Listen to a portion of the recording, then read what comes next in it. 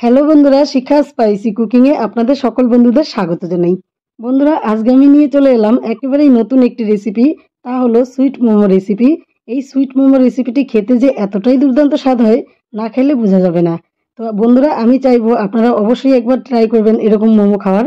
খুবই টেস্টি হয় খেতে। তো চলুন বন্ধুরা, দেখে নেই এই মোমো রেসিপি বানাতে আমাদের কি কি লাগছে আর কিভাবে বানাবো। তো দেখুন বন্ধুরা, এখানে আমি আতপ চালগুলো ভিজিয়ে রেখেছিলাম। আতপ চালগুলো ভিজিয়ে রেখে তারপরে পাউডার করে নিয়েছি। তো আপনারা চাইলে কিন্তু এটা পাউডার বাজারেও কিনতে পাওয়া যায়, বাজার থেকেও নিয়ে এসে বানাতে পারেন, কিংবা ময়দা দিয়েও বানাতে পারেন। ময়দা দিয়ে বানালেও খেতে ভালো লাগবে। তো আমি এখানে চালের গুঁড়োটা দিয়েই বানালাম। তো এবার আমি চালটাকে গুঁড়ো করে নিচ্ছি। দেখুন, চালটা পাউডার করে নিলাম। এবার একটা পাত্রে আমি ঢেলে নেব। একটু মেহনত করলে খাওয়াটা টেস্ট বেশি হয়, যার ফলে একটু মেহনত করলাম। তো আপনারা যদি চান তাহলে আপনারা অবশ্যই চালের গুঁড়ো বা ময়দা দিয়ে বানাতে পারেন। এবার আমি এটাকে একটা ডো তৈরি করে নেব গরম জল দিয়ে। গরম জল আর সামান্য পরিমাণ লবণ দিয়ে আমি ডোটা তৈরি করে নিলাম। দেখুন, আটার মতো একটা ডো তৈরি করেছি। এবার এখান থেকে কিছুটা ডো আমি নিয়ে একটা লিচি তৈরি করে নিলাম। লিচিটা দিয়ে একটা রুটি তৈরি করে নেব।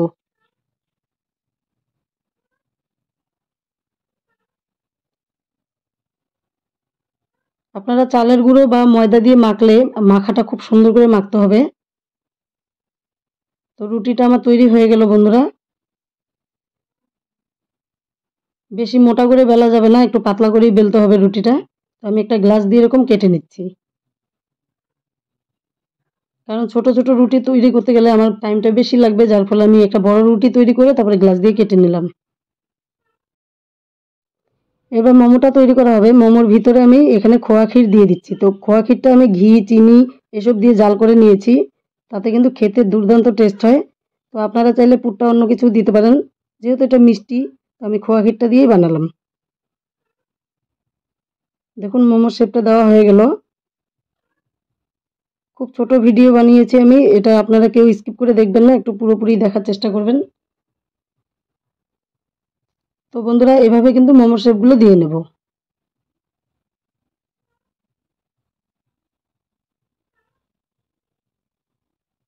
এবার আমি উনুনে একটা মোমোর সেট বসিয়ে দেব। তো নিচেরটাতে জল দিয়েছি আর উপরেরটা আমি ঘি ব্রাশ করে দিলাম।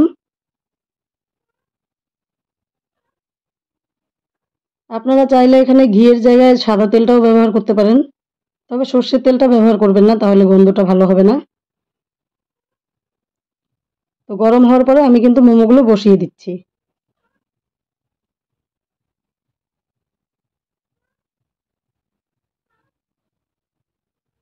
একে একে সবগুলো মোমো দেওয়া হয়ে গেল। এবার ঢাকনাটা লাগিয়ে দেব। 15 মিনিটের মতো জাল করে নিলাম। এবার আমি মোমোগুলো নামিয়ে নেব। তবে মোমোটা নামানোর আগে একটু ঠান্ডা করে নামাবেন, নইলে ভেঙে যাবে। তো বন্ধুরা, সুইট মোমোর রেসিপিটি দেখে কেমন লাগলো অবশ্যই জানাবেন, আর ভালো লেগে থাকলে বন্ধুদের সঙ্গে ভিডিওটি শেয়ার করবেন। আমার এই সম্পূর্ণ ভিডিওটি দেখার জন্য আমার নতুন পুরনো সকল বন্ধুদেরকে জানাই অসংখ্য ধন্যবাদ।